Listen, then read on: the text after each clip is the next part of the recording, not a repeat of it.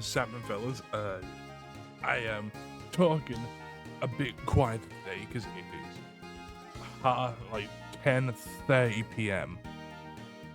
However, I needed to get a video out today, so this video isn't the these megas received buff video that is coming out this weekend.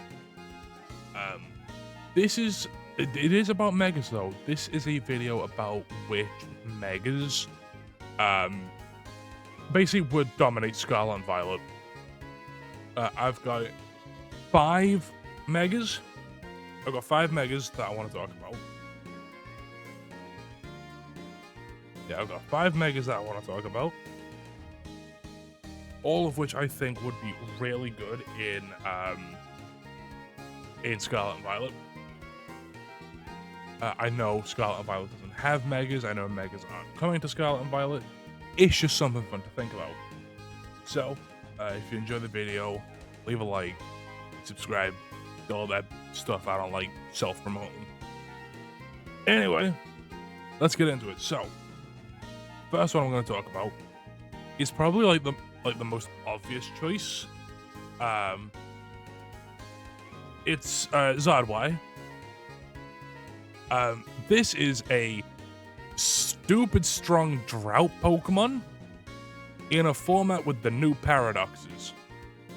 So you can run something like Weather Ball, Heat Wave, then either Solar Beam for Water Urshifu, or like Air Slash. I would probably do Solar Beam because that covers more and protect. It's just a self-explanatory set. You can see these stats are disgusting. It's like Chi. Does Chi do more damage than Zardwai? It might do. However, Chi doesn't set the sun. The part flying type helps it a lot, because this is the mon to make Great Tusk relevant again. You do the Choice Scarf, Terra Ghost, you do Earthquake, you do Headlong Rush, you do Close Combat, you do Rock Slide, you do Wabam, Wabam, Wabam. Actually, no, you probably go Wabam. Jolly, Bada Bing, Bada Boom. Yeah, Zard Great Tusk is a really strong combination. There's also the obvious like Flutter Mane, there's Raging Bolt, but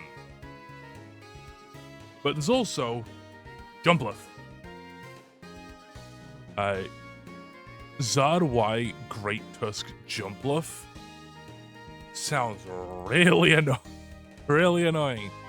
You're on Leaf Storm, you're on Sleep Powder, Tailwind.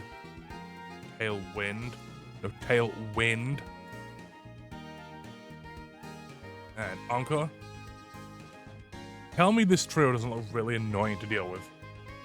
It's just the main thing helping Zardwai in this format, like in Scarlet and Violet, would be the sheer amount of insane partners it gained. I did find out the hard way the Terra Water Surging Strikes in Sun does just Oko Charizard. So it does need some help against Choice Scarf Urshifu. But hey, Go Gadget Raging Ball. Problem solved. Or even like Flutterman.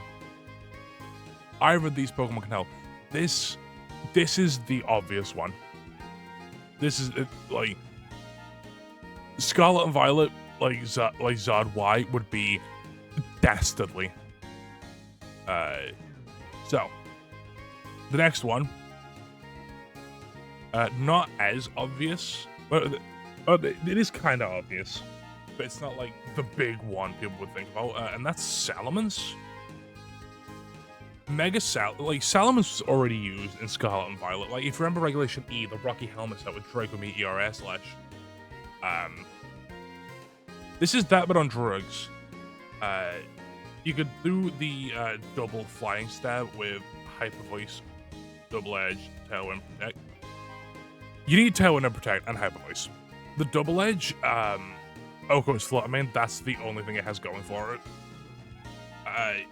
If you want Dragon Stab, you could do Draco Meteor, Hyper Voice, and then just go like just full on special attack, just boom, boom, and Timid, something like that. Or for if you do like Double Edge Hyper Voice, you go Naive Nature, and then boom, boom, boom. Like just for like the nuke. The 120 speed stat does hurt it a bit. However, the Dragon Flying typing completely, like the Dragon Flying typing with the with what this Pokemon does, it completely messes up the common Firewater Grass cause. Like the special set specifically, Incineroar Urshifu doesn't phase this thing. The only things you need to worry about are like Flutter Mane and Chambao. Like, these stats are insane. 95, 130, 90 is good bulk. And again, just its sheer matchup into Incineroar Urshifu is insane. I don't think I need to elaborate anymore on the Salamence, because it's just it would be insane. Next, Metagross. Look at these stats and tell me this isn't just a fast Iron Hands. 145. The thing is, right, it's just a big block of stats, and now it has actual moves. You've got like Heavy Slam, you've got Bullet Punch, you've got Psychic Fangs now. Okay, this is 120 base power on most things, boosted by Tough Claws. On 145 base attack, let alone like the 80, 150, 110 bulk being insane. Oh, 110 speed is really good. It's just like, I'm pretty sure like the Tough Claws Bullet Punch already picks up the Oko and Flutter Mane. It would pick up the Oko and Chambao if it wasn't Sash. It would have just a really good matchup into a lot of things. And again, with the big block, it's just a big ball of stats. Like, it has actual moves. Like, I didn't really go into much detail on this one, but there's not much detail to go into. Like, it's all self-explanatory. Next is Gengar. They gave this thing Encore. I don't think I need to, like, elaborate on Shadow Tag Encore. You're on Shadow Ball, you're on Sludge Bomb, you run Protect, and then it can be Taunt, it can be Encore, it can be Perish Song, and Gengar, Mega Gengar, like, first of all, I don't need to talk about the stats, you already know how insane these are. 130 speed, 170 special attack, that is dastardly. But Go Gadget Gengar Urshifu. The opponent can't protect, the opponent can't switch. They switch in Among Us, eat this Taunt / Perish Song. Yeah, they can't protect, they can't switch. This combo cheats. They would not be able to play the game. Surging Strikes, Aqua Jet, Close Combat, U-Turn. They can't play the game. You're outspeeding everything. You're trapping everything in. GG's. Like, it just cheats, man. You can't convince me this wouldn't be insane, because it would. It's common sense. This would scare me. We can't let Wolf get a hold of this thing. Sludge Bomb, Perish Song, Encore. It's a one-man Perish Song. We can't let Wolf get a hold of this. It just can't happen. We can't allow it. It scares me. Gengar scares me. I'm glad we don't have Megas. And the last one I'm going to talk about is not Kangaskhan. This thing is irrelevant whenever Iron Hands is around. The one I'm going to be talking about is Alakazam, right? So it has Trace. Now, look at these stats, right? 150 speed, 175 special attack.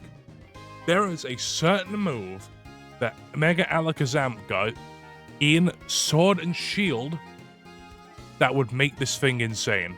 And I'm going to need to move to Gen 8 VGC for this. Dodge your doubles. Okay.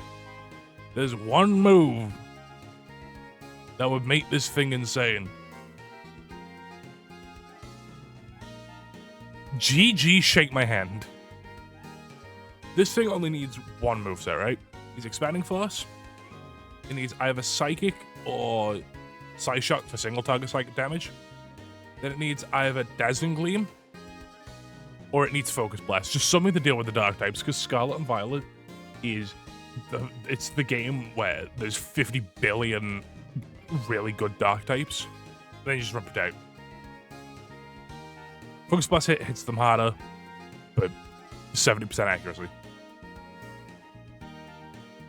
It's probably in the top 5 like Megas, but it's a Size Man bot. That's what it is.